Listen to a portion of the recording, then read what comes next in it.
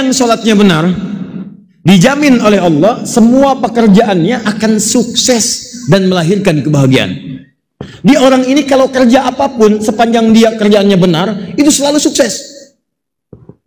Silahkan Anda cek rahasianya. Kenapa di zaman Nabi amalan pertama yang diajarkan sholat?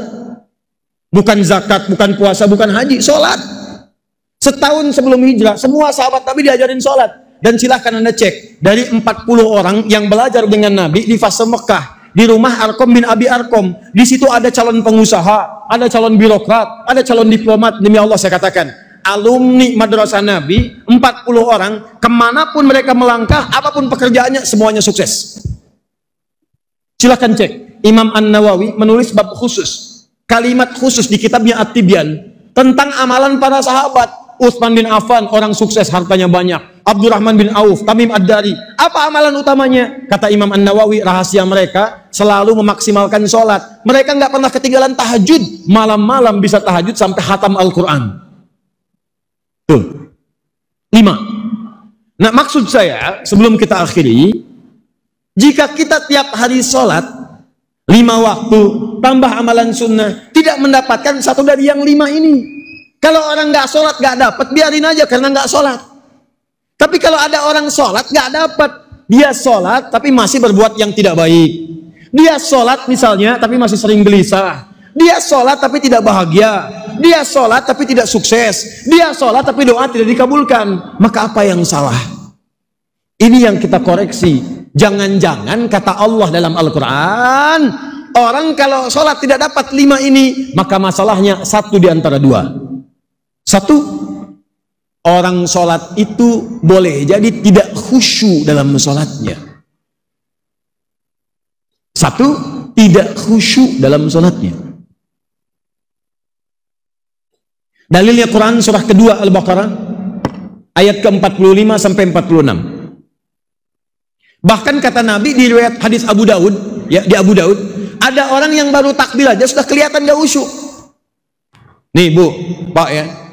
Waktu kita takbir dan mengucapkan Allahu Akbar, itu kata Nabi, orang yang tidak khusyuk itu langsung gampang kelihatan, digoda oleh setan. Kata setan, ingat ini ya, ingat itu ya. Sholat itu saking luar biasanya, Anda baru takbir begini nih, sebelum sholat khusyuk, fokus. Begitu Anda takbir Allahu Akbar, kata Nabi, setan akan membisikkan di kepalanya, ingat ini, ingat itu. Makanya nanti pas sholat asar, kalau nggak percaya, nanti akan terbukti itu. Begitu Anda takbir Allahu Akbar, lisannya Allahu Akbar, di kepalanya motor, WhatsApp belum dibalas, status media sosial belum diupdate, di luar mie tek-tek belum dibeli. Bahkan saya katakan nih, kata-kata saya ini akan muncul dalam sholat nanti. Begitu Anda takbir Allahu Akbar, kata Ustadz Adi, akan ada setan membisikkan, itu setan.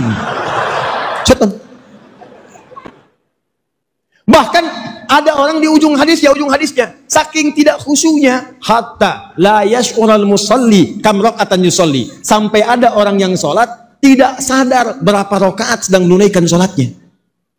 Ada. Satu. Jadi kalau ada orang sholatnya masih demikian, apalagi lupa dengan rakaat sholat, maka orang ini berpotensi sulit mendapatkan satu di antara 5 tadi. 2. Agak cepat, ini penutupnya. Saya mesti mohon maaf ya, maaf ini yang ini, karena ini mungkin bahasanya halus tapi tajam. Ini langsung dari Al-Quran. Kata Al-Quran, kebanyakan orang nggak dapat yang 5 ini, maaf, karena tidak paham, tidak mengerti apa yang dibaca dan dilakukan dalam sholatnya. Jadi ada orang sholat tapi nggak ngerti bacaan sholat. Ruku nggak ngerti yang dibaca, sujud nggak paham yang diungkapkan. Ini Anda bagaimana bisa khusyuk kalau nggak paham apa yang dilakukan? Anda kerja tapi nggak tahu yang dikerjakan, kan nggak akan maksimal pekerjaannya. Datang ke kantor mau kerja tapi nggak ngerti pekerjaan, bagaimana bisa kerja? Ini Anda pengen bahagia, kata Allah sholat, tapi Anda nggak ngerti bacaan sholat, nggak paham gerakan sholat, nggak mengerti, bagaimana bisa khusyuk sholatnya kalau kita tidak memahami apa yang diungkapkan? Duduk di antara 2 sujud, warzukni, minta rezeki. Habis salat berdoa lagi, ya Allah mohon berikan saya rezeki, berikan saya rezeki. Yang tadi apa dalam salat? Yang tadi warzukni ya Allah. No. Tuh. Ini penyakit di dalam ibadah nih. Dulu orang itu belajar sampai paham. Orang sekarang yang penting bisa bacaannya, tahu gerakannya, nggak peduli apapun yang dipahami. Ini yang bikin celaka. Sekarang musim umroh, banyak orang umroh tawaf cuma sekedar puter-puter, tapi nggak ngerti yang dibacakan. Kebanyakan orang yang sholat tidak paham bacaan dan gerakan sholat, dan ini menjalar ke ibadah lain. Padahal ada satu rahasia dalam tawaf. Yang mau umroh, ingat ini kalimat ini. Buka Quran surah ke-19. Ini rahasia terbatas. Ayat 47 sampai 49. Ini kalau Anda paham rahasia di ayat ini baru tawaf aja, baru tawaf, semua doa yang Anda mintakan berpotensi dikabulkan. Ini kisah Nabi Ibrahim.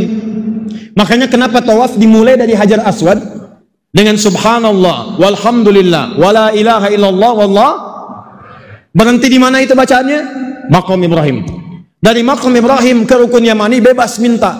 Dari Rukun Yamani ke Hajar Aswad, Rabbana atina fid dunya hasanah. Pertanyaannya, Ustadz, kenapa berhenti di Maqam Ibrahim bacaan yang tadi? Rahasianya ada di surat Maryam ayat 47 sampai dengan 49. Di ayat itu ada isyarat Nabi Ibrahim itu pernah subhanallah, walhamdulillah, wala ilaha illallah, wallahu akbar. Kalimat itu diamalkan isinya. Begitu diamalkan, lihat ayatnya. Wa wahabna lahu ishaq. Kami kabulkan semua dosanya. Maaf, kami kabulkan semua doanya. Kami kabulkan semua doanya. Bahkan istrinya yang divonis tidak mungkin punya keturunan, kami hadiahkan. Langsung mengandung, punya anak, lahir namanya Ishak.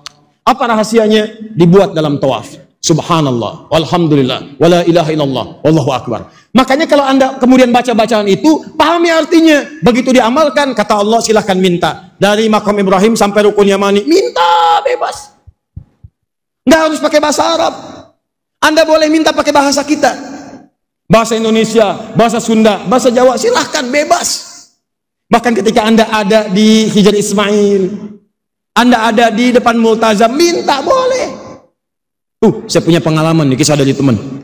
Tapi walaupun caranya nggak harus ditiru, tapi kejadian. Orang ini meminta dengan bahasanya dan dikabulkan. Dua kisah.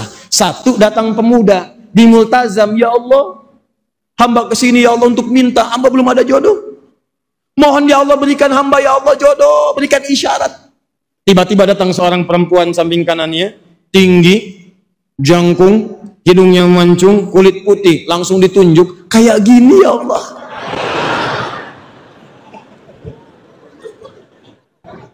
Memang cara dia berdoa agak unik, orang bisa tertawa, tapi saat pulang dari situ nikah dia, Pak. Walaupun bukan dengan yang tadi. Minta. Ada lagi yang kedua, ya Allah, hamba datang ke sini ya Allah banyak utang. Engkau tahu berapa banyak utang hamba ya Allah. Hamba juga punya catatan. Kalau tidak percaya, ini catatannya ya Allah. Tempel sama dia tuh. Walaupun membuat Anda tertawa, tapi dia meminta dengan cara yang benar. Apa yang dia pahami. Ini yang jarang terjadi. Yang nggak bisa umroh, nggak bisa haji, minta dalam sholat.